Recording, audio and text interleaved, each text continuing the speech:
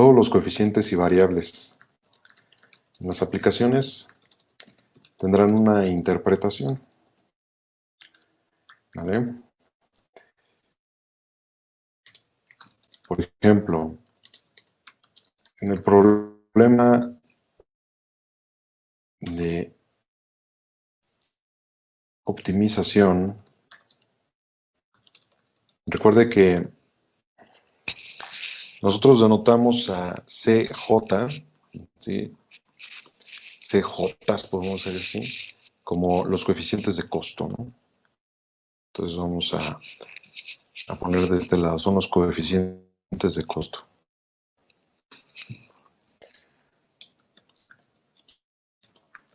Coeficientes de costo. Entonces, con base en eso, vamos a decir que las variables XJ, que como ya habíamos dicho también son las variables de decisión, en este caso representan las variables de decisión, representan actividades, ¿no? Por ejemplo, la actividad J, ¿no? O sea, tal cual así como lo estamos diciendo en general o abstractamente, ¿no? La actividad J, nada más así, por decir algo.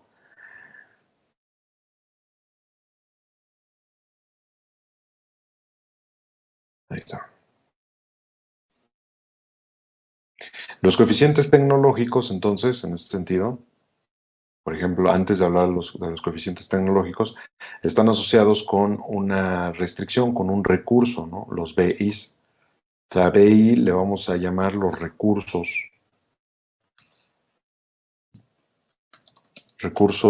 disponibles para la actividad a realizar, ¿no? La actividad por optimizar.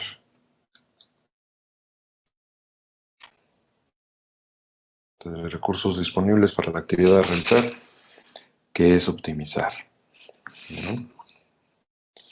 Y entonces ahora sí los coeficientes tecnológicos representarían la cantidad de recursos, ¿sí? Eh, el coeficiente, vamos a ponerlo así, los coeficientes tecnológicos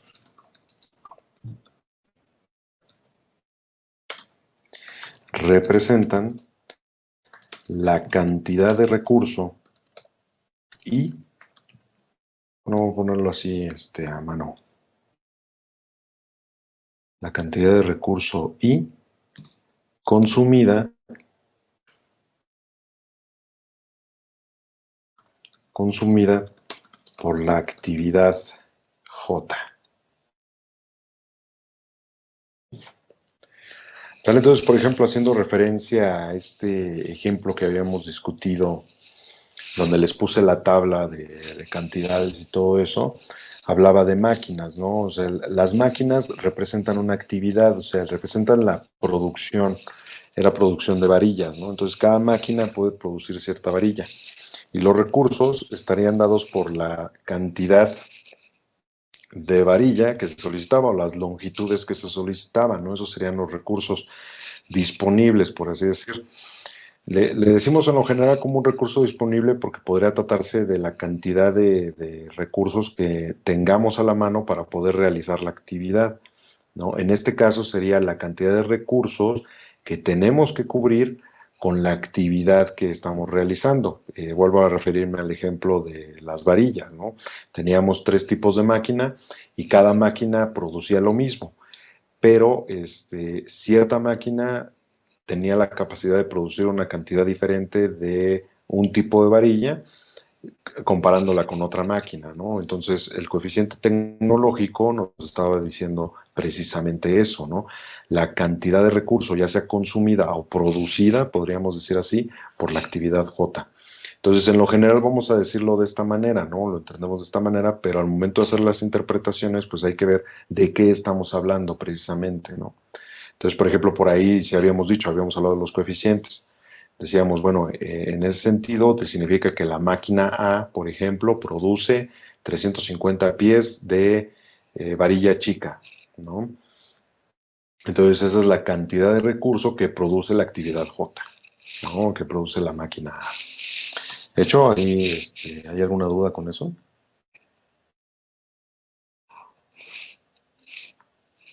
No hay Ok, problema. vale. Entonces ya somos 36, yo creo que ese es un quórum suficiente, vamos a grabar. Ok, y entonces,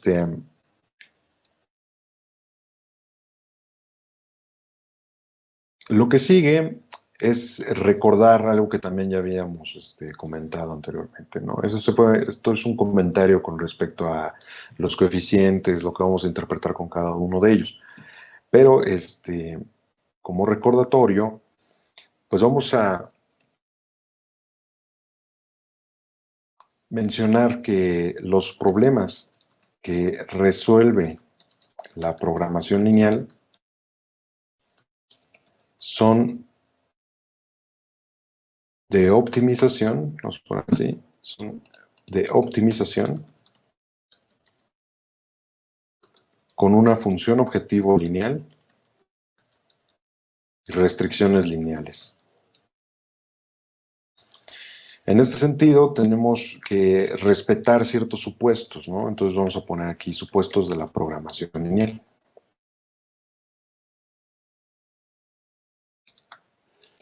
¿Cuáles son esos supuestos que se deben de cumplir? Bueno, el primero de ellos, vamos a poner aquí, es el supuesto de la proporcionalidad, ¿vale? En el sentido estricto de la palabra, desde que nosotros decimos que la programación lineal son problemas de optimización para funciones lineales y restricciones lineales, no tendríamos que hacer mucho énfasis en esto, ¿vale? Pero tenemos que tomarlo en cuenta para cada vez que estamos resolviendo problemas, ¿no?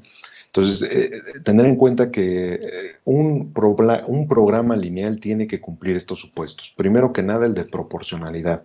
¿Qué significa la proporcionalidad?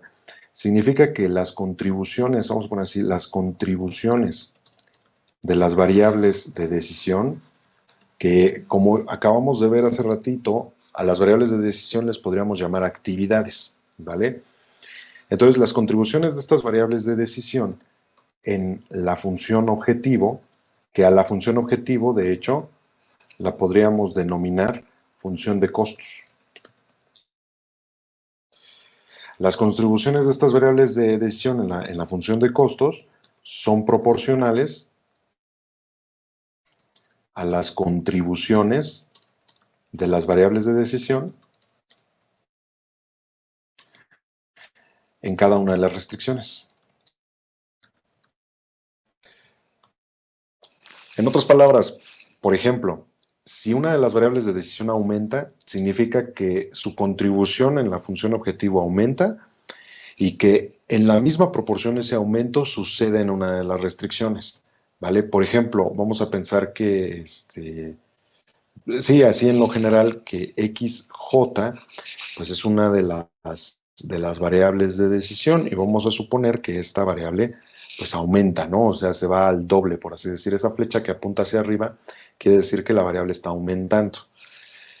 ¿Qué implica que la variable aumente? Lo que va a implicar es que su contribución en la variable de decisión, aquí voy a enfatizarlo de esta manera, la contribución, vamos a poner así, la contribución en la función objetivo o en la función de costos sería el coeficiente de costo asociado a la variable de decisión correspondiente, ¿no? O sea, CJ multiplicada por XJ. Esa sería la contribución correspondiente. Entonces, esa contribución también aumenta. Y aumenta en la misma proporción, perdón, y aumenta en la misma proporción que la contribución en cada una de las restricciones. O sea, las restricciones estarían dadas por los coeficientes tecnológicos, ¿no? Entonces, la iésima restricción tiene un coeficiente asociado a la jésima actividad o a la jésima variable de decisión. Y en ese sentido, entonces también esta contribución está aumentando. ¿Vale? Entonces, por así decirlo, por ejemplo, si originalmente, vamos a ponerlo así como X inicial. X inicial es igual a 3. Y vamos a suponer que la contribución en la función de costos es 3x, ¿no? Entonces 3x es igual a 9. y que su contribución en alguna de las restricciones, solo en una de las restricciones vamos a decir que es igual a 2x, entonces 2x es igual a 6. Pero si x aumenta, entonces estamos diciendo que vamos a poner aquí x final, x aumentó, vamos a decir que ahora x vale 5, entonces 3 multiplicado por x sería 15, aumentó también, estamos de acuerdo, y 2 multiplicado por x sería igual a 10, también aumentó, ¿no? O sea, no puede haber una contradicción, por así decirlo, en las contribuciones. Y esos aumentos son proporcionales, o sea, la cantidad en que aumentó esta contribución es proporcional a la cantidad en que aumentó esta otra contribución, ¿no? Eso es lo que quiere decir el supuesto de proporcionalidad. Ok. Y una vez hablado de eso, una vez dicho eso, pues entonces vamos a hablar de otro supuesto, que es el de aditividad, ¿no? El supuesto de aditividad. Bueno, y otro comentario antes de avanzar aquí. Si no fuera, por ejemplo, aunque aumentó en 2 unidades, si el aumento no hubiera sido así, entonces, pues resulta que la función no era lineal, ¿no? O sea, el razonamiento de que no haya aumentado de esa manera es porque no era lineal la variable. ¿Vale? Eso es lo que nos está diciendo. Entonces, fíjense, aquí aumentó al doble. ¿Están ustedes de acuerdo que aquí aumenta al doble, pero con respecto al coeficiente? ¿Vale? Al coeficiente de costo, o sea, su contribución. Si a 3 lo multiplicamos por 2, por lo que aumentó, sería 6. 6 más 9 es igual a 15, ¿no? De este lado, por ejemplo, si a 2 lo multiplicamos por 2 y le sumamos el 6, es el 10, ¿no? O sea, 2 por 2 da 4, más 6 es igual con 10. Entonces, su contribución en el costo aumentó al doble y también su contribución en la restricción aumenta al doble. ¿Estamos? Entonces, ahora, en el sentido de la aditividad, ¿qué es lo que está sucediendo? Bueno, que la función objetivo, vamos a poner así, la función objetivo está conformada por la suma de cada una de las contribuciones. Y cada una de las restricciones, o vamos a poner, y todas las restricciones, están conformadas por la suma de cada una de las restricciones. Y si no sucediera así, significa que la función no es lineal, ¿vale? O sea, todo esto está haciendo énfasis en que la función objetivo es lineal y que la función en la restricción también es lineal. Entonces, por ejemplo, vamos a suponer que la función objetivo, por ejemplo, es 3x más 5y. Por ejemplo, ¿no? Vamos a pensar que es la función objetivo. Entonces, lo que nos está diciendo, por ejemplo, si x valiera, vamos a pensar que x vale 2 y que y vale 1, ¿vale? Entonces, ¿cuáles son los valores asociados a la función objetivo? Pues los valores asociados van a ser 6 y 5. Y el resultado de la función objetivo es la suma de estos dos valores, que es igual con 11. Si por alguna razón, ¿no? el resultado no fuera 11, por ejemplo, fuera igual a 30, significa que las variables no se están sumando, ¿no? Realmente se están multiplicando para que nos dé el 30. ¿Estamos? Entonces, en ese sentido es que decimos que estrictamente se trata de una restricción lineal o de una función objetivo lineal. El mismo ejemplo funciona para alguna de las restricciones. O sea, si suponemos que alguna de las restricciones es 3x más 5y y que los valores de x y y son 2 y 1, pues entonces observamos que la suma de las restricciones, o sea, las contribuciones en cada una de las restricciones es la suma de esos valores. De acuerdo a lo que estaríamos viendo en esa parte. Luego, ya que vimos la aditividad, vamos a discutir otro punto que no es tan obvio, por así decirlo. O sea, el decir que la función objetivo es lineal y que las restricciones objetivos son lineales, no asumen que el caso número 3 se cumpla. Y este caso es el de la divisibilidad. ¿Vale? El supuesto de divisibilidad va a ser muy importante cuando ustedes estudien investigación de operaciones. En su primer curso de investigación de operaciones van a ver algo que se llama la programación entera. Y en programación entera van a ver que el problema es exactamente el mismo que en la programación lineal, pero que no se cumple el supuesto de divisibilidad. ¿Qué nos quiere decir el supuesto de divisibilidad? Que las variables de decisión pueden asumir valores no enteros. ¿Vale? Eso es el supuesto de divisibilidad. Entonces, por ejemplo, si habláramos de un coche, por ejemplo, estaríamos diciendo que ese coche lo podemos dividir, ¿no? O que si estamos hablando de producción, podemos llegar a decir que debemos de producir un coche y medio, ¿no? Aunque no tiene sentido en el estricto uso de la palabra, por eso es que es necesario desarrollar otra metodología que es la de la programación entera, ¿vale? Entonces, bueno, hasta ahorita ese es uno de los supuestos importantes. Y el otro supuesto, además de la divisibilidad, es el supuesto de congruencia. Vamos a llamarle así, congruencia o determinista. ¿Sí? Un supuesto de carácter determinista o congruente. ¿Qué es lo que nos quiere decir este último supuesto? Bueno, que todos los coeficientes, vamos a poner así, todos los coeficientes del modelo, incluso podemos decir los parámetros del modelo, son completamente determinados. En otras palabras, son constantes. ¿Sí? Son valores constantes. ¿Y cuáles son estos parámetros del modelo? Pues los parámetros del modelo son precisamente los coeficientes de costo, las variables o sea, las variables de decisión que están asociadas a un coeficiente de costo, recuerden, serían los coeficientes tecnológicos y las restricciones, ¿no? O los requerimientos. Podemos decir también la capacidad, ¿sí? Del problema. Entonces, estos son los coeficientes que todos están englobados o todos están, por así decirlo, todos están bien determinados.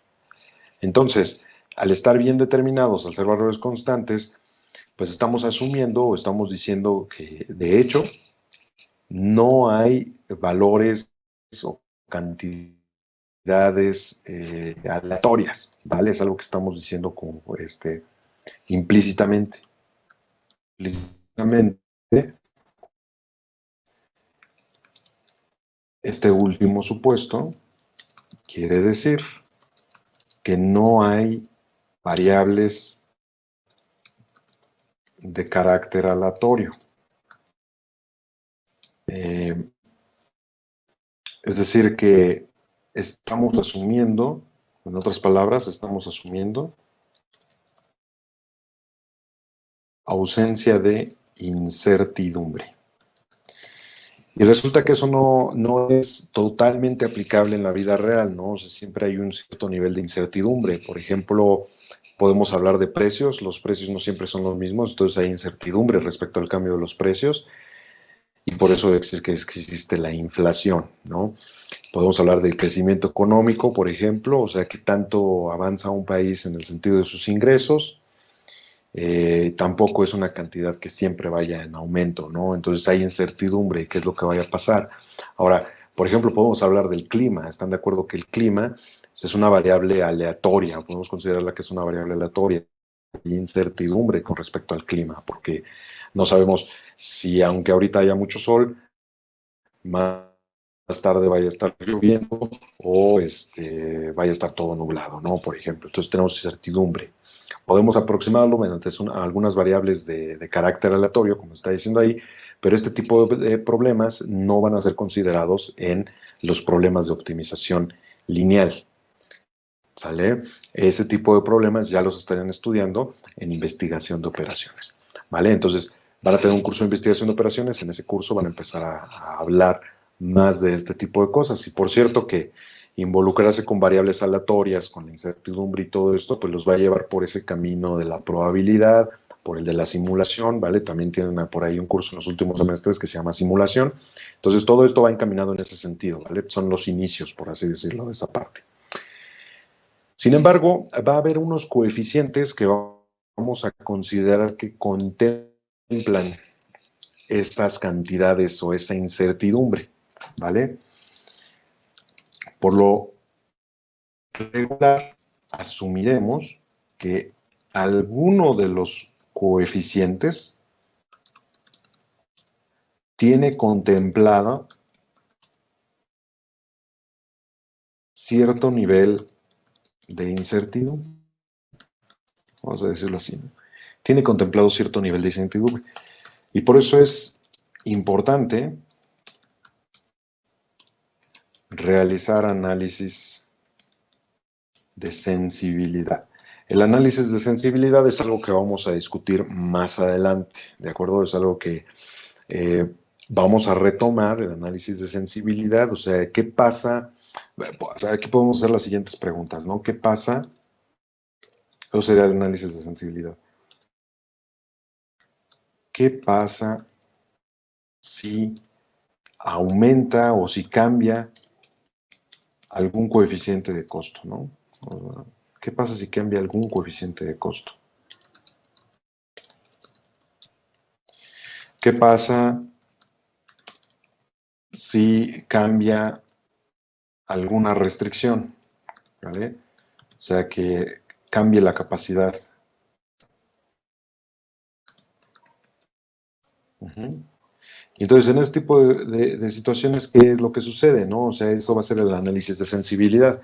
¿Qué le está sucediendo a la función objetivo? ¿Qué está sucediendo con los valores extremos o con los valores que resuelven el problema? Eso es lo que vamos a estar analizando. ¿De acuerdo? Entonces, hasta aquí me gustaría saber si tienen alguna duda. Les muestro parte del apunte, que es prácticamente todo lo que acabamos de escribir, por si es que les falta algo por copiar. ¿De acuerdo? Sí, profe, gracias.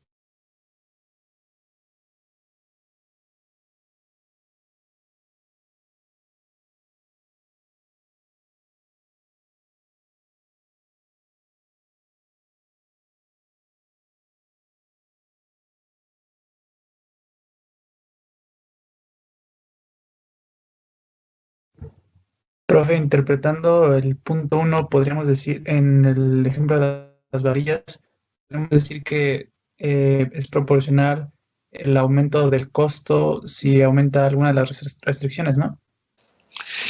Más bien eso lo veríamos en el sentido de las variables. Ajá, o sea, si aumenta una de las variables o cambia alguna de las variables, entonces la proporción en la que cambia su contribución en el costo, por eso les ponía más o menos este ejemplito, ¿no? Eh, o sea, inicialmente vale 3. ¿Cuál es su contribución en el costo? Es 9. O sea, lo que estamos gastando en total son 9 unidades. Cada una nos cuesta 3. Por 3 unidades nos estamos gastando 9. Entonces, si aumenta, ese costo aumenta en la misma proporción. ¿Sí? O sea, ¿cuánto estamos gastando de más por ese aumento? Uh-huh. O sea, la variable cambió en 2 unidades. Vamos a decirlo así, estamos produciendo 2 unidades más. Producíamos 3, ahora producimos 5. Entonces, ¿cuánto nos cuesta ahora? Nos cuesta 15. ¿Cómo cambió con respecto al valor inicial? Cambió en 6 unidades. Esas 6 unidades en las que cambió es la misma proporción del costo en la que cambia la cantidad. Sí, o sea, la cantidad cambió en 2 unidades y el costo aumentó el doble, por así decirlo, ¿no? Pero el costo unitario, o sea, 3 multiplicado por 2, 3 es el costo unitario, multiplicado por 2 da 6, y si sumamos esa cantidad, por eso obtenemos este nuevo valor. Y en la restricción sucede lo mismo, pero por eso estoy insistiendo mucho en esto, lo estoy repasando, porque lo que cambia es la variable, o lo que explica la proporcionalidad es el cambio de la variable. Y la contribución cambia en la misma proporción, pero respecto al valor unitario de la contribución, porque la contribución vale 2, ¿sale? Entonces la contribución aumentó al doble, 2 multiplicados por 2 queda 4, 6 más 4 es 10. ¿Sí? Podrían, por ejemplo, hacer otro ejemplo donde en lugar de aumentar al doble, en lugar de Ah, aumentar ok. 2 unidades, aumenta 3 unidades, ¿no? Y podrían repetirlo. Si es nada más de reflexionar un poquito de lo que está sucediendo ahí, hacer algunos cálculos para ver, para convencerse de en qué sentido va la proporcionalidad. ¿Sale? Sí, gracias. Ok.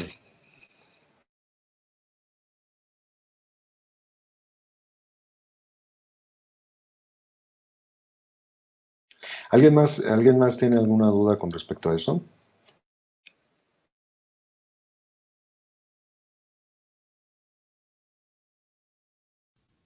No, por mi parte no, profe.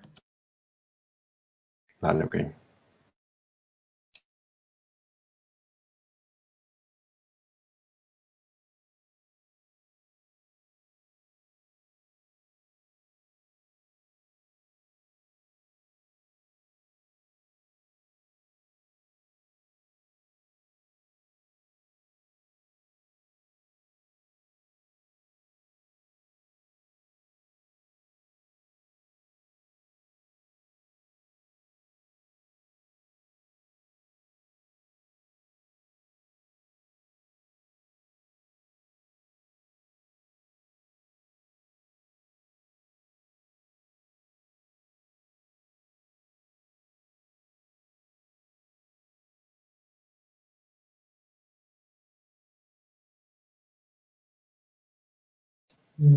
¿Listo? ¿Hay alguien que no haya terminado de copiar hasta aquí?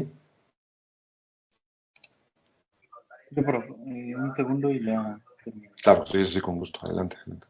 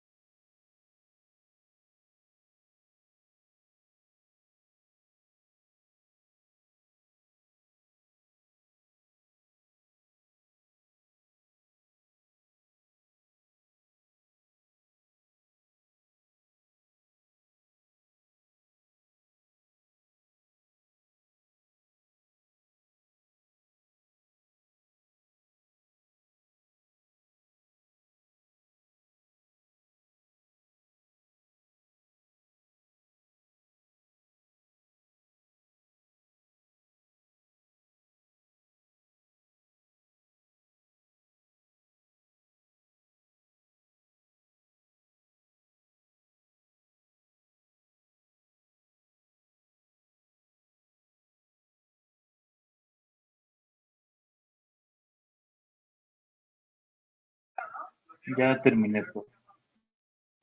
Gracias. ¿Listo? Ok, no, no hay de qué. Entonces vamos a continuar.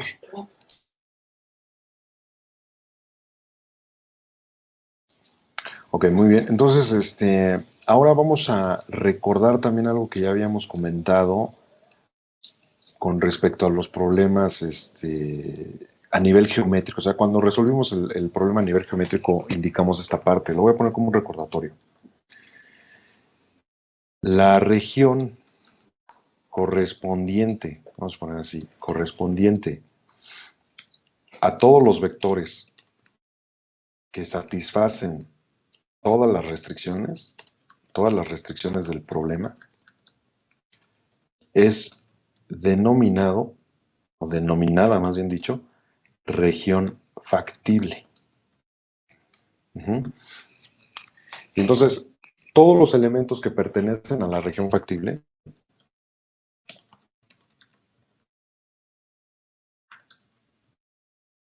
son denominados soluciones factibles. ¿vale? O sea, es posible que le llamemos a este tipo de vector, un vector que satisface todas las restricciones, una solución factible. Y en otras palabras, pertenece a la región factible, ¿vale? Eso es lo que estamos diciendo en esta parte.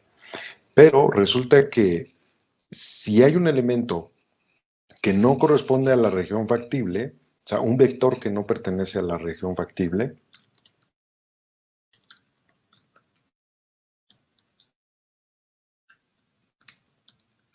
es denominado solución no factible, ¿sale? También podemos decir solución infactible.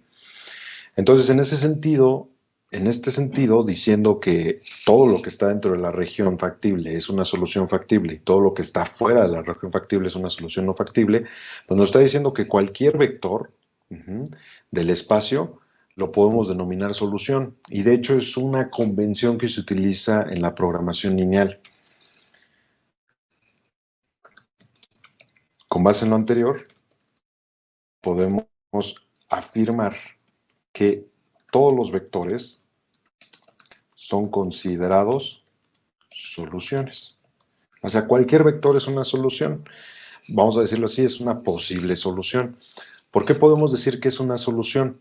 Porque recuerden que la función objetivo es una función lineal. Entonces, si hablamos de una función lineal de dos variables, estamos hablando del espacio R2. ¿Estamos de acuerdo? Estamos hablando de funciones que tienen dos componentes. Y todas las combinaciones o todas las parejas de dos componentes nos sirven para que evaluemos la función, por así decirlo. Entonces, al evaluar la función, podríamos obtener cualquier valor, ¿no? Y podríamos decir que alguno de ellos podría resolver el problema. Pero, ¿cuándo resuelve el problema? ¿O cuándo podemos decir que efectivamente resuelve el problema? Pues cuando esa solución satisface las restricciones y además maximiza o minimiza la función objetivo, ¿vale? Por eso es que a cualquier punto le podemos llamar solución. Ahora entonces, una solución, vamos a decir así, una solución que optimiza la función objetivo y que además, digo, esto es por hecho y que pertenece a la región factible, es denominada solución óptima, ¿vale? Si una solución es intersección, vamos a decir así, intersección de cualesquiera par de lados de la región factible, se denomina solución en un vértice, en un vértice, o también punto extremo. En la bibliografía, esto también lo voy a escribir así, en el libro de Hillier y Lieberman se denominan soluciones en un vértice, ¿verdad? Solución en un vértice. ¿Cómo era? SFB, no.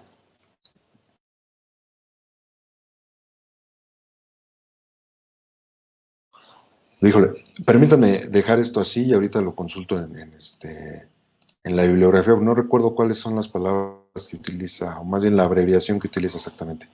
Dice que es una solución en un vértice, ¿no? En un vértice. Es que, bueno, más o menos va por ahí, pero ahorita lo modificamos, ¿de acuerdo? Entonces, de hecho, vamos a ver después que,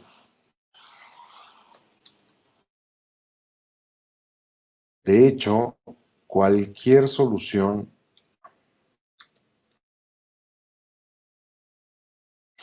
óptima o toda solución óptima es una solución en un vértice. O para abreviar vamos a decir simplemente que es un vértice.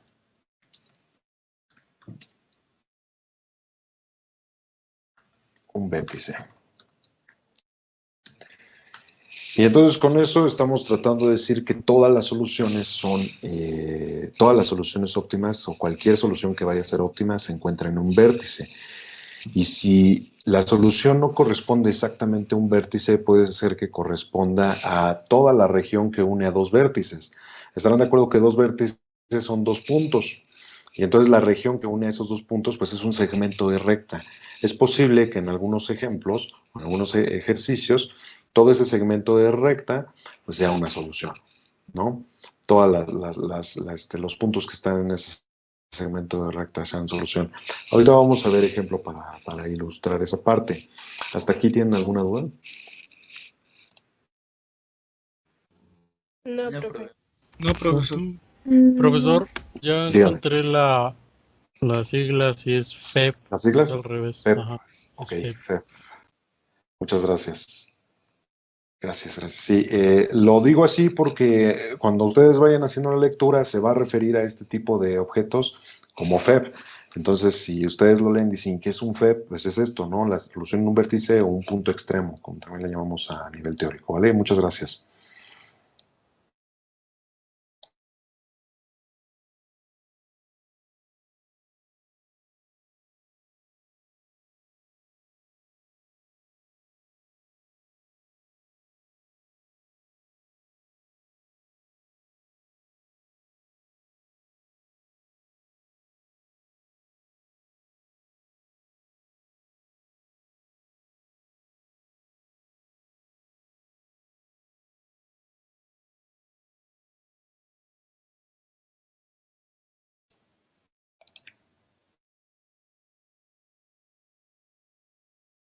Ok, entonces vamos a visualizar más o menos todo esto. Se les voy a colocar ahí una representación geométrica de lo que acabamos de decir ahorita, o lo que acabamos de colocar en esa parte. Entonces, permítanme un segundo. Vamos a colocar aquí. Ok.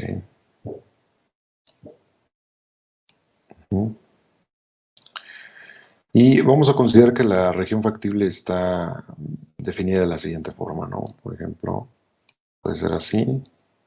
Esto lo voy a poner otro color para que se distinga, ¿vale? Este de aquí. Vamos a ponerlo así. Y vamos a colocar otra restricción de este lado. Ok, entonces esto representa una región factible. Vamos a enfatizar que cuál sería la región factible. Pues sería todo lo que encierra en el primer cuadrante, porque las variables tienen que ser positivas, todas estas rectas, ¿no? O sea, cada uno de los colores representa una recta, una restricción, de hecho, ¿vale? Y entonces, bueno, nada más para que lo recuerden, para que lo tengan bien claro, esto es la región factible, ¿no? Vamos a colocar así. Región factible. Ahora, las soluciones se encuentran, todas las soluciones que son factibles se encuentran dentro de la región factible. O sea, por ejemplo, si nosotros señalamos un punto que se encuentra aquí, por ejemplo, este punto, pues es una solución factible. ¿Sale? Solución factible. No representa, o sea, abusando de la palabra, de hecho, el decir que es una solución en el sentido estricto no quiere decir que resuelve el problema, ¿no? Entonces, por eso es que le llamamos solución factible.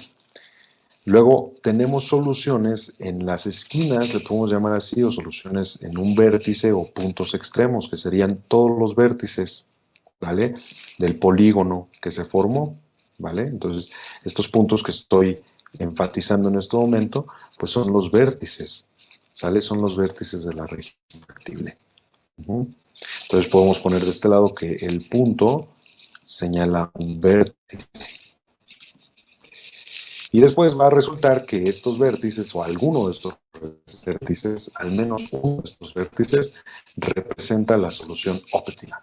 ¿Sale? Entonces, por ejemplo, voy a dibujar de color azul igual una recta que va a representar un nivel, o sea, una curva de nivel para la función objetivo. Vamos a ponerla de esta forma. Esta recta representa una curva de nivel, ¿vale? Para la función objetivo, pero entonces voy a ponerla un poquito más inclinada. Voy a ponerla así, así. Ok. Entonces, si el desplazamiento, o si el problema es de máximo, nosotros tendríamos que desplazar hacia arriba, ¿no? En el sentido de positivo, a la recta para encontrar el máximo, ¿no? O sea, en toda la región va barriendo, por así decir, la región, y de repente llega un momento en el que ya no tiene más opción que ese punto, este punto de aquí. Y es el punto donde alcanza el óptimo. Ya sea que sea máximo o mínimo, en este punto alcanzamos el extremo, ¿no? Por así decirlo. Entonces, bueno, este valor en particular, aquí le voy a poner un tache, corresponde con un vértice, pero además es la solución óptima. Entonces vamos a poner aquí óptimo. ¿Sale? Y eso es lo que queremos decir. Ahora, les comentaba, eso lo vamos a escribir ahorita, pero les comentaba que es posible que la solución esté relacionada con más de un punto, o sea, que no corresponda únicamente a un punto, sino que a todo el segmento de recta que une a dos puntos. Por ejemplo, quizás la solución pudo haber quedado en términos de este punto y este otro. Y eso siempre y cuando que la recta coincida exactamente con alguna de las restricciones. En ese sentido, entonces, tendríamos una infinidad de soluciones, ¿no? Entonces, bueno, eso es lo que estamos representando geométricamente, lo que acabo de escribir hace ratito, ¿vale? Entonces, ¿alguna duda hasta ahí? ¿Algún comentario? Sí, prof, disculpe, ¿me podría Diga. recordar cómo se obtiene esta línea con la que vamos a decidir cuál es la solución óptima? ¿Qué le parece si me permite un momento para, ahorita que veamos un ejemplo, lo retomamos, ¿vale? Ya lo habíamos discutido, pero lo vamos a retomar para ver cómo es que se obtienen precisamente, y cómo viene el desplazamiento y todo eso, ¿vale? De las regiones. Vale, muchas gracias, prof. Ah, no hay de qué. Entonces, bueno, vamos a continuar, si les parece bien. Lo que vamos a decir ahora, bueno, lo que vamos a escribir de este lado es que hay diversos tipos de soluciones, ¿no? Entonces, vamos a poner así, tipos de soluciones. ¿Cuáles son los tipos de soluciones que se pueden encontrar? Esencialmente es parecido a resolver un sistema de ecuaciones, ¿vale? En primer lugar, podemos decir que existe una solución única, ¿no? O sea, la solución es única. Vamos a ponerlo así, la solución óptima es única. Existe una sola solución. La segunda posibilidad es que existe toda una colección de soluciones, podríamos decir una infinidad de soluciones, ¿vale? Pero el decir que es una infinidad quizás nos lleve a pensar que, bueno, que hay toda una colección, por así decirlo. O sea, mejor lo voy a dejar para el momento geométrico, lo que quería decirles en este momento. Vamos a decirlo así nada más, ¿no? Puede haber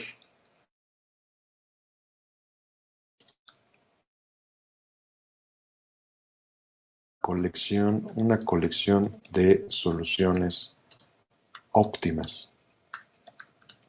O sea, esencialmente podríamos decir más de una solución, ¿no? Más de una solución. También puede suceder que no haya solución, ¿no? Vamos a poner aquí, no hay una solución.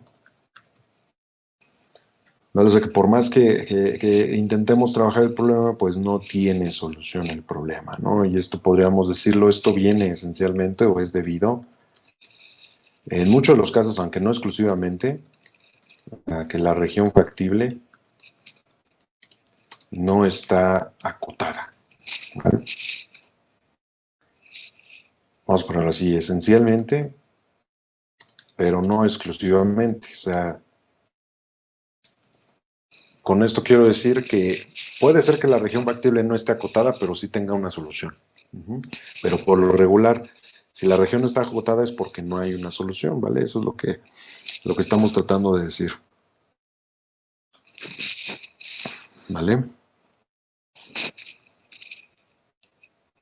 Entonces, bueno, vamos a decir la siguiente parte, que también nos diría que la región factible es vacía. Entonces, puede haber una colección de soluciones, no hay solución, la región factible es vacía, ¿vale? Ok. Entonces, en el caso número 3, podríamos decir incluso que, digo, la región factible existe, pero no hay una solución. Y en el caso número 4 es porque la región factible no existe, ¿vale? O sea, esta sería la diferencia entre esos dos puntos. Entonces, ahora sí, por ejemplo, vamos a ilustrarlo, ¿vale? Esta parte vamos a ilustrarla mediante un ejemplo. Entonces voy a colocar por acá abajo, ejemplo.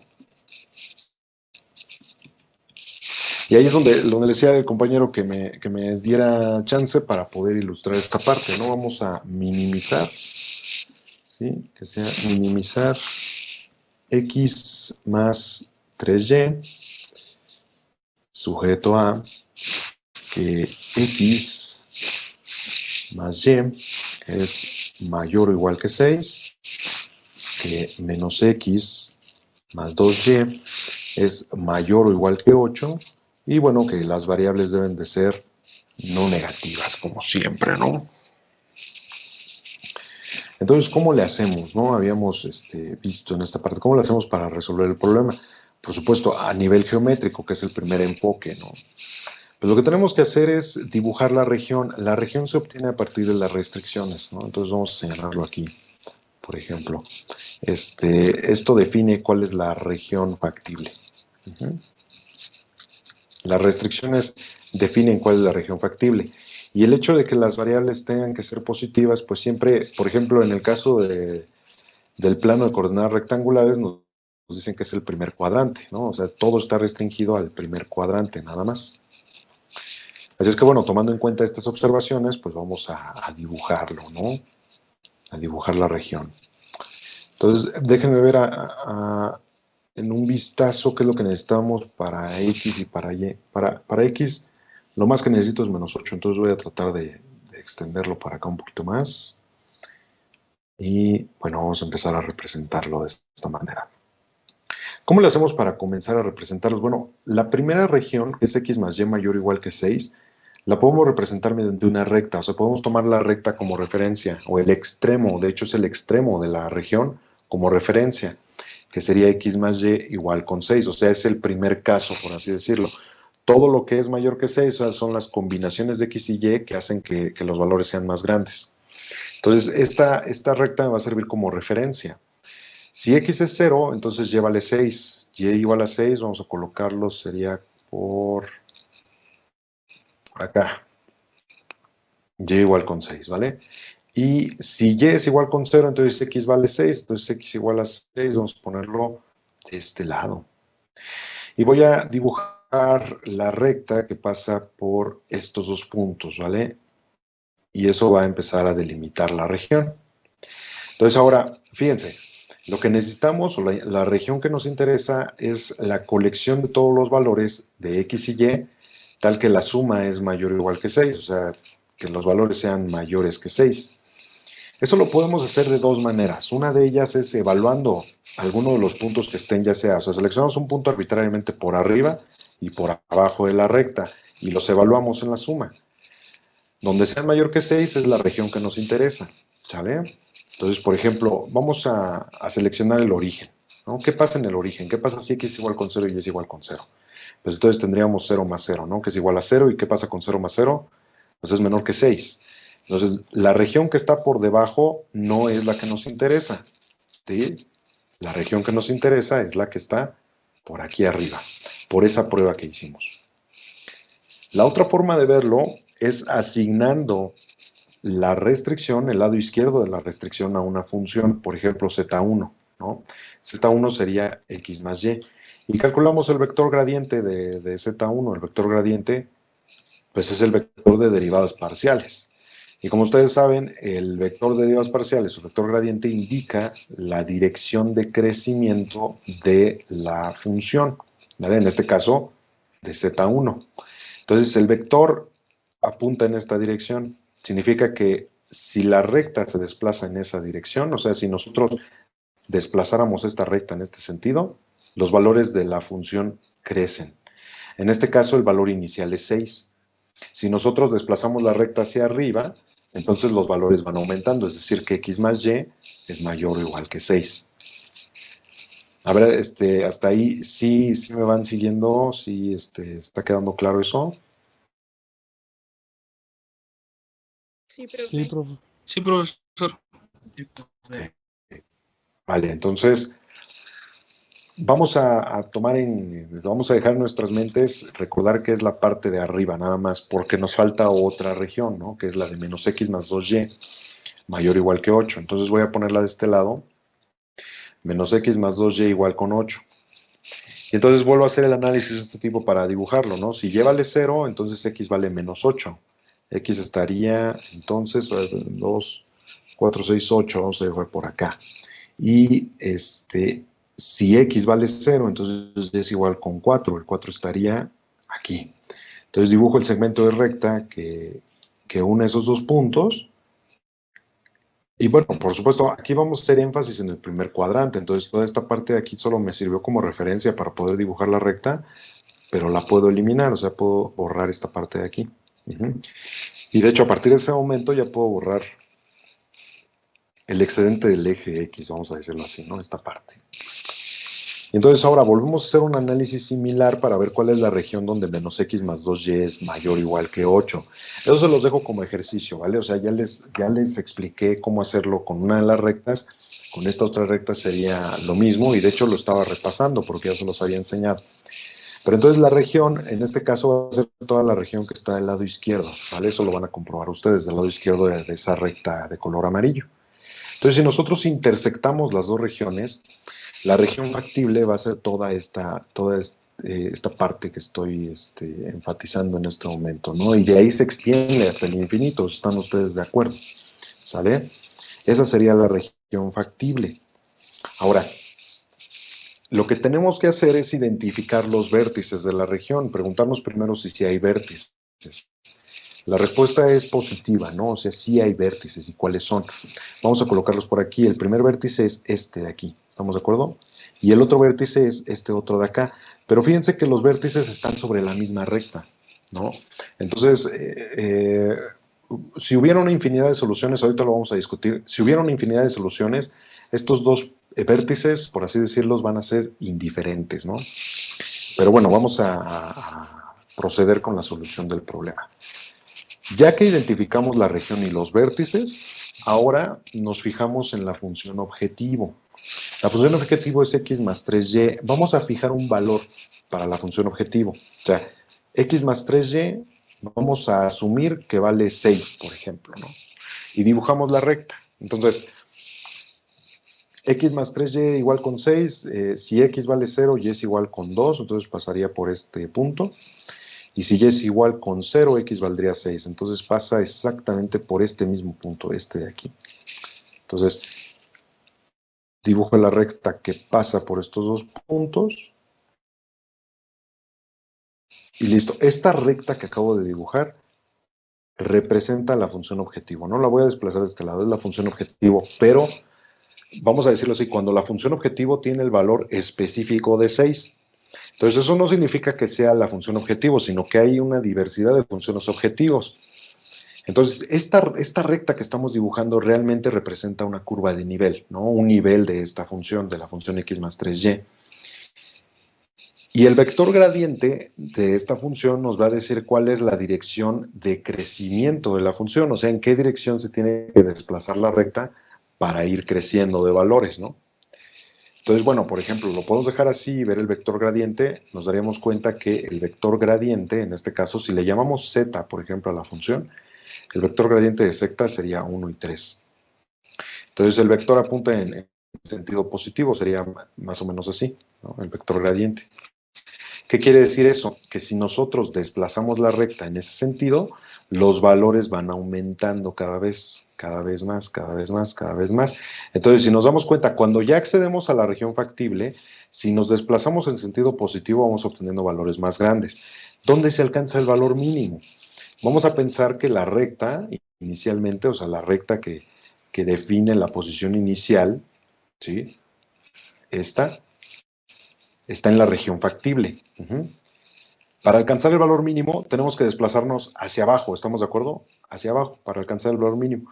En este vértice, si me paro en este vértice, llegando a ese vértice, nos damos cuenta que todavía podemos seguirnos desplazando hacia abajo, entonces este vértice no es una solución óptima, ¿sí? Nos seguimos desplazando y llegamos al último vértice, ¿sí? Después de ese vértice ya no hay más, ya no hay más región factible ni nada. ¿Y eso qué quiere decir? Bueno, eso quiere decir que este vértice es la solución óptima, ¿no? Entonces vamos a señalarlo por acá. Este es solución óptima.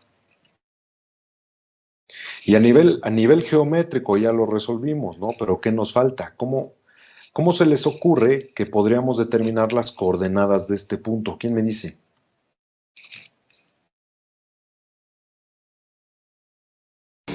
Podríamos tomar las ecuaciones como un sistema de ecuaciones y resolver. Exactamente, exactamente, Raúl. Podríamos tomar, ¿no? Estas dos ecuaciones y resolver el sistema para ver cuánto vale, ¿no? Entonces, eso también se los voy a encargar como ejercicio. O sea, como ejercicio, encárguense de encontrar la solución, encontrar el vértice, que nada más es resolver el sistema de ecuaciones. O sea, tendrían que resolver x más y igual con 6 y menos x más 2y igual con 8. ¿No? Ese sería el sistema que tienen que resolver para encontrar el extremo. En este caso, no significa que siempre vaya a ser así, ¿sale? O sea, no significa que siempre vayamos a encontrar la solución en esa intersección, ¿sale? Ahorita vamos a hacer variantes del mismo problema para discutir ese tipo de casos o de extensiones. Entonces, ¿hasta aquí tienen alguna duda? No, profe. ¿No? No, profe. Ok, encontramos una solución, ¿vale? Entonces corresponde al caso número 1, en el que dijimos que hay una sola solución. De hecho, eso ya lo habíamos visto con otro ejemplo, no hay una única solución, ¿sale? Pero lo que podemos discutir en esos dos casos es que, por ejemplo, aquí la región factible no está acotada, si están ustedes de acuerdo. El decir que una región factible está acotada quiere decir que que la podríamos encerrar, por así decir, en algún espacio. Por ejemplo, si nosotros tratáramos de encerrar esta región, vamos a pensar que la encierro en este círculo, pues resulta que no fue posible encerrarlo porque la región sigue creciendo y sigue creciendo y sigue creciendo. Y aunque yo haga más grande esa región, todavía o sea, aunque haga más grande ese óvalo, la región factible sigue creciendo. Entonces, eso significa que la región no está acotada. Pero hay una solución. Y hay otros casos donde la región está completamente acotada y de hecho en el caso donde la región está acotada, ahí podemos asegurar que las soluciones son finitas. Pero bueno, no tenemos que martirizarnos tanto con eso, ¿no? O sea, ya resolvimos el problema de esta forma y listo. Lo que basta es entender cómo procede, o sea, cómo va el procedimiento de solución, ¿no? Entenderlo completamente. Entonces, bueno, voy a tomar este mismo ejercicio para resolverlo en Excel, como les había enseñado ya, ¿no? Ya les había enseñado esa parte, pero vamos a repetirlo para que también al momento en que ustedes obtengan los valores, la solución, las coordenadas de X y Y, pues comprueben que con Excel se obtiene exactamente el mismo resultado, ¿no? Entonces, permítanme un segundo. Ok, vamos por acá. Voy a recortar esa parte para llevarla a Excel, tomarla como referencia, ¿vale?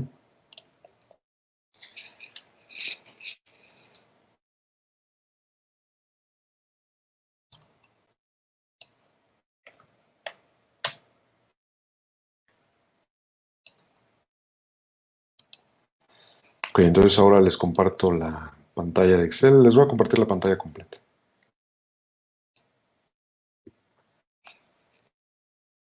Y a ver, permítanme un segundo.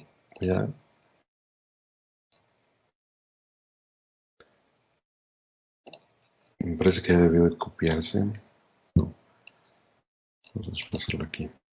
Listo, ahora sí, ¿vale? Entonces, voy a tomar la primera casilla como referencia para decir que el problema es de minimización, ¿no? Entonces voy a poner aquí minimizar. Vamos a escribir el nombre de las variables que son x y y. De este lado vamos a poner los coeficientes de costo, entonces vamos a abreviarlo así como coef_cost, ¿no? Como coeficientes de costo o coef_costo, ¿no? Los coeficientes son 1 y 3, o sea, las cantidades que están multiplicando las variables. Más abajo lo que voy a colocar es la matriz de restricción o los coeficientes tecnológicos, ¿vale? Entonces los coeficientes tecnológicos no son más que los coeficientes de las restricciones. Entonces vamos a colocar aquí la restricción que es menos 1. No, es cierto, es 1 y menos 1 y 2, ¿vale? Estos son los coeficientes de las restricciones, o sea, de x más y y de menos x más 2y. Luego más abajo vamos a poner cuáles son los valores óptimos, ¿no? Vamos a poner, es más, lo podemos poner así como la solución óptima. ¿Cuáles son los valores de la solución óptima? Vamos a poner que empieza en 0 y 0. Eso siempre lo vamos a tomar como valores de inicio, por así decir, ¿no? Y de este lado, en esta casilla que estoy señalando, voy a programar la restricción. La primera restricción es x más y. Ya tenemos los coeficientes y tenemos los valores iniciales de la solución, por así decirlos, ¿no? Entonces, el primer coeficiente es 1 y lo multiplicamos por el valor de la variable que es x. Pero el valor de la variable lo voy a fijar. Más el coeficiente de la y multiplicado por el valor de la variable, que es y, ¿no? Entonces lo fijo también presionando F4 y le doy Enter. Con eso ya quedó programada, y vamos a darle doble clic aquí para que se vea, ya quedó programada la primera ecuación, que vuelvo a repetir, es x más 2y, ¿no? Entonces lo único que voy a hacer es copiarla en la siguiente casilla, la de abajo, y si damos doble clic nos damos cuenta que los valores de las variables se quedaron en el mismo lugar, por eso es que las fijamos, por eso es que apretamos F4 al momento de seleccionar la variable, esta de aquí, para que cuando copiemos no se mueva, ¿no?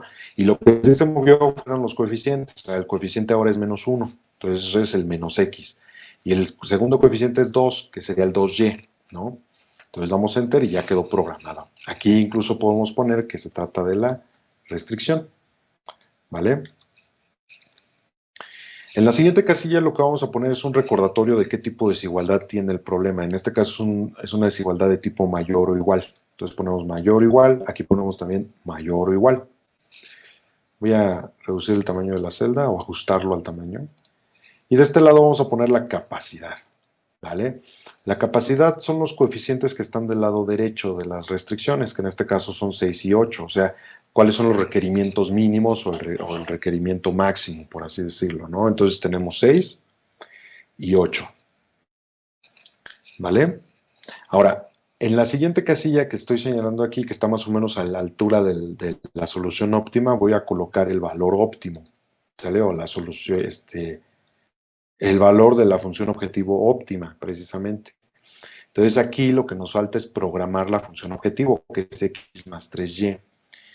X más 3y sería los coeficientes de costo multiplicados por las variables. Entonces vamos a programarlo, sería igual a el coeficiente de la x multiplicado por el valor de la x.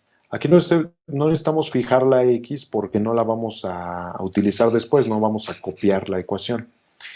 Y luego el coeficiente de la y, que es 3, multiplicado por el valor de la y, ¿sí? Que está en la casilla C9, la de color verde. Damos Enter y entonces ahí ya quedó programada la función objetivo. Manteniendo la casilla de función objetivo activa, o sea, en este caso es la F9, ahí la tengo activa, me dirijo a la pestaña de herramientas que se llama Datos.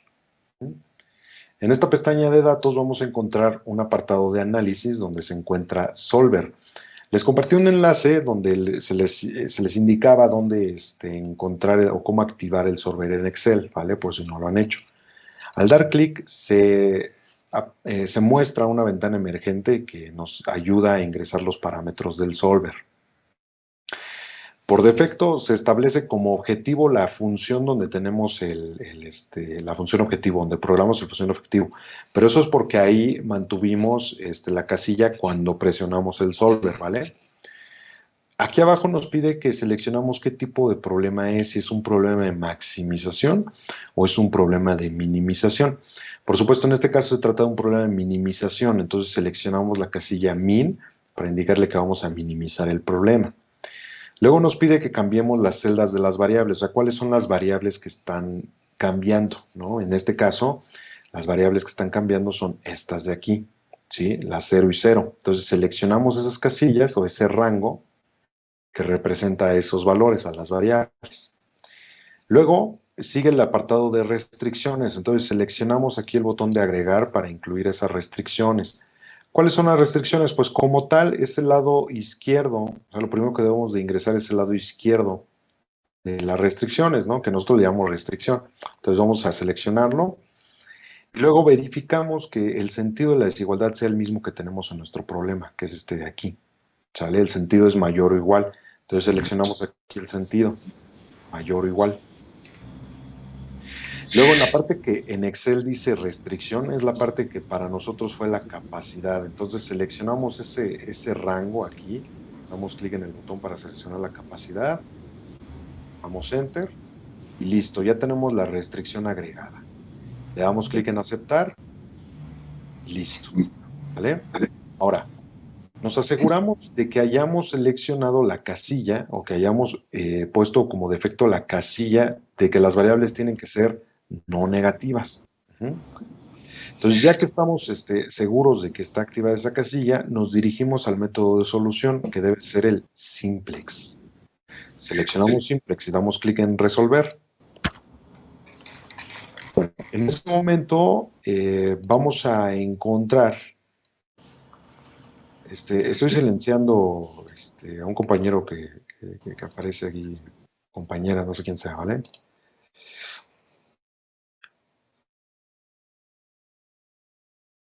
Entonces, aparece una ventana emergente que nos dice que ya se ha resuelto el problema, pero que podemos hacer análisis de sensibilidad.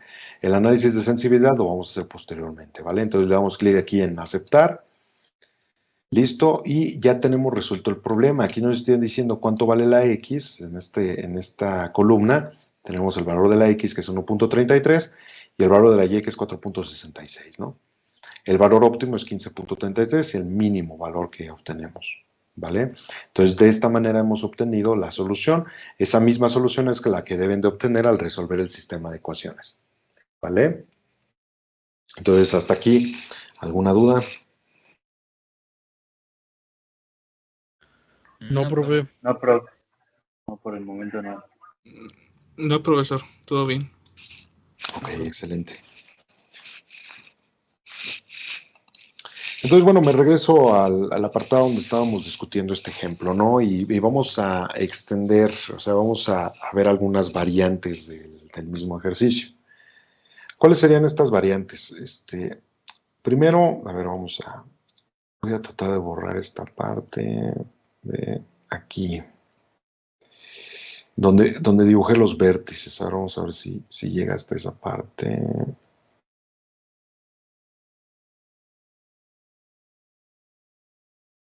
Ok, listo. Eso es lo que quería borrar esencialmente. Voy a borrar la región porque ahora voy a modificar ligeramente el problema. ¿Cómo lo voy a modificar? Bueno, voy a dejar la región más bien.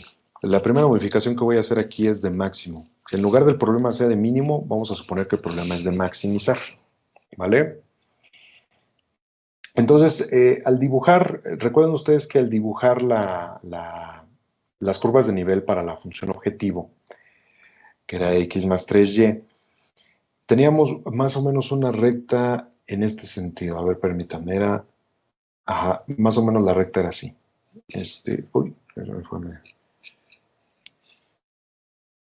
Así era la recta. Vimos que el desplazamiento tiene que ser ascendente para que el valor de la función vaya creciendo.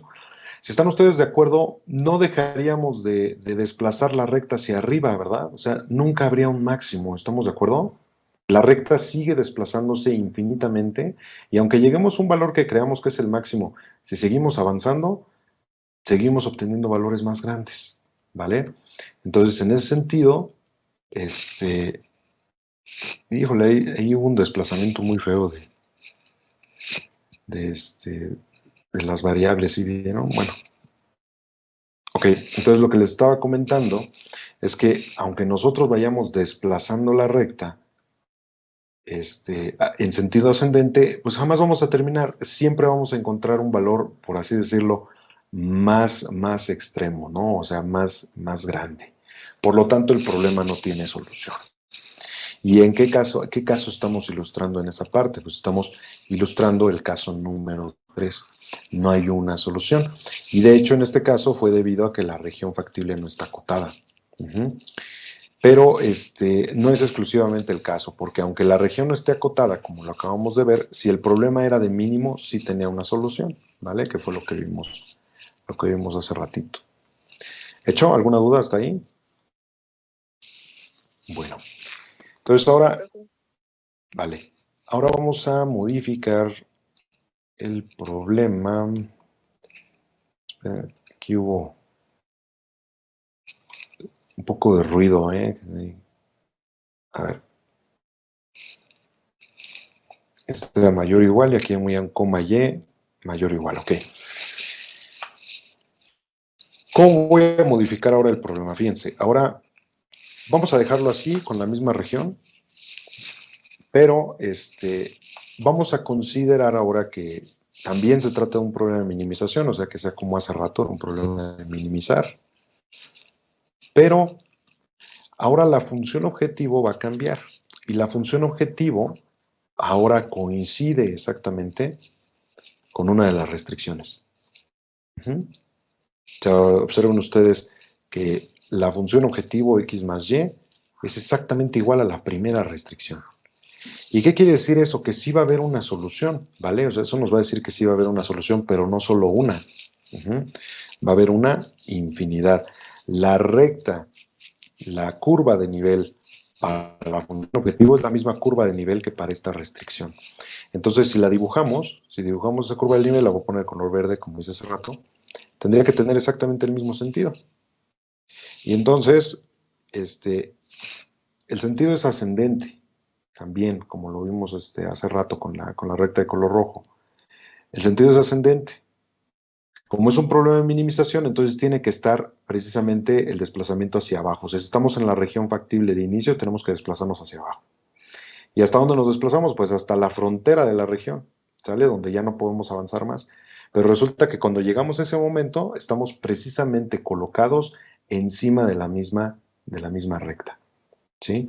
Entonces, toda esta región que estoy tratando de enfatizar en este momento, espero que se entienda, esta región que estoy tratando de enfatizar en este momento es la región de soluciones óptimas. O sea que hay una infinidad de soluciones óptimas. Pero de hecho, estas soluciones óptimas están caracterizadas, o vamos a decir que tienen en común a los vértices, ¿vale? Y esta es una de las características que sucede también para el caso número 2, donde puede haber una colección de soluciones óptimas, o sea, más de una solución, es porque la función objetivo coincidía con una de las restricciones, ¿vale? Entonces, bueno. Para ilustrar ahora el último caso, donde la región factible es vacía, vamos a discutir un ejemplo, rápidamente ya para concluir, ¿vale? Lo tengo aquí, permítanme un segundo, ¿dónde lo tengo? Aquí lo tengo, a ver. El problema es de minimizar, entonces vamos a colocar aquí minimizar, menos 2x más 3y, sujeto a, vamos a poner aquí que menos x más 2y es menor o igual que 2, que 2x menos y es menor o igual que 3, y la otra restricción es que y es mayor o igual que 4, ¿vale? Entonces, como les decía, este problema va a ser para ilustrar el último caso. Por supuesto, como siempre, las variables de restricción tienen que ser positivas, ¿no? Entonces esto, como les dije hace rato, refleja el primer cuadrante. Ahora, voy a colocar el plano de coordenadas rectangulares para tratar de representar más o menos la región factible, ¿no? Entonces, bueno, voy a tomar la primera restricción, ¿no? O sea, menos x más 2y, vamos a poner, es igual con 2. Entonces, si y vale 0, x es igual a menos 2, voy a colocarlo de este lado más o menos. Si x es igual con 0, y es igual con 1. Entonces, la recta sería así, ¿vale? Y nos enfocamos en el cuadrante positivo. Ahora, ¿en qué región? ¿Cuál es la región de interés o cuál es la región donde menos x más 2y es menor o igual que 2? Si nos fijamos en el vector gradiente, que es menos 1,2, pues entonces nos veríamos que la dirección de ascenso es esta, ¿vale? Pero como tiene que ser menor, entonces nos fijamos en esta región de abajo, ¿vale? Bueno, vamos a dibujar la siguiente región, que sería esta de acá, ¿vale? O sea, 2x menos y es igual a 3. Entonces, si y vale 0, x es igual a 3 medios, sería, voy a colocarlo más o menos por ahí, cuando y vale 0. Y si x vale 0, entonces y es igual a menos 3, o sea que pasaría por acá más o menos. Permítame un segundo.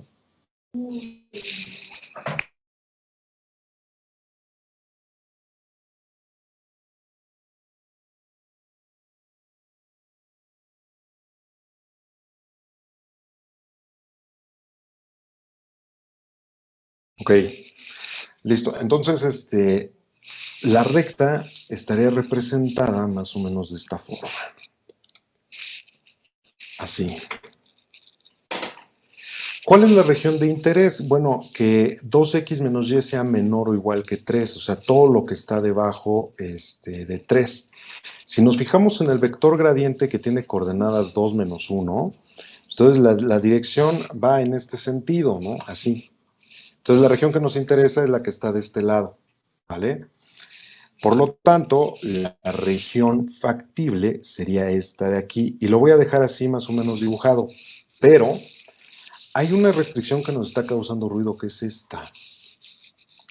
Dice que y tiene que ser mayor o igual que 4, entonces fíjense, ¿eh? Si y es mayor o igual que 4, me estoy posicionando en este lugar. Más o menos vamos a decir que ahí aquí y es igual con 4, ¿vale? Es la recta horizontal. Como nos está diciendo que tiene que ser mayor, entonces es toda esta región que está por arriba. Pero entonces ahí es donde ya no tiene sentido el problema. ¿Estamos de acuerdo? O sea, la región factible tiene que estar por acá y también de este lado. ¿Están ustedes de acuerdo que la intersección de estas dos regiones es vacía? Por lo tanto, no hay solución, ¿vale? Este problema es inconsistente.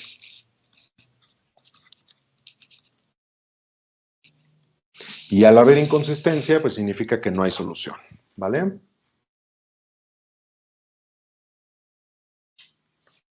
¿Alguna duda? Fabricio, adelante.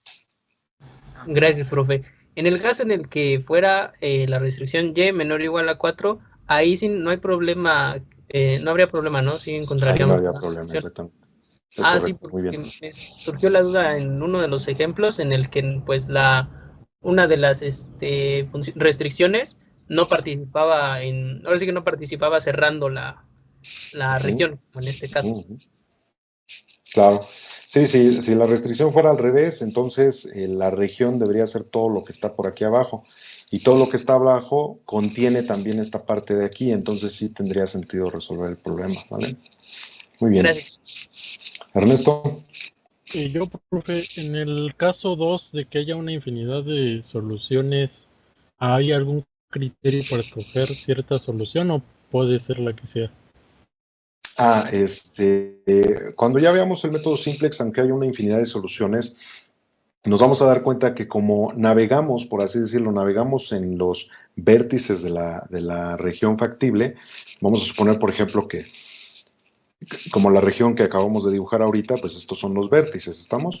Entonces, si navegamos sobre esos vértices, aunque haya una infinidad de soluciones, vamos a decir, en esta recta, en la de color rojo, todas esas son soluciones. Una de las soluciones que va a asumir el método es ya sea este punto o este otro de acá. Cualquiera de los dos van a ser una solución. No los que están en medio, sino uno de los dos, nada más. ¿Sale? Ok, profe. Muy bien, chicos. Entonces, esto sería todo por hoy. Nos vemos la siguiente semana. Sigan trabajando. Cualquier duda, pues ahí estamos en contacto. Bueno, recuerden que los fines de semana no contesto, pero si por ahí me quieren enviar un mensaje con alguna duda o algo, pues ya el lunes los estaré atendiendo, ¿vale? Que tengan excelente fin de semana. Hasta el lunes. Hasta luego, profesor. Gracias, profe. Gracias, profesor. Hasta el lunes. Gracias, profe.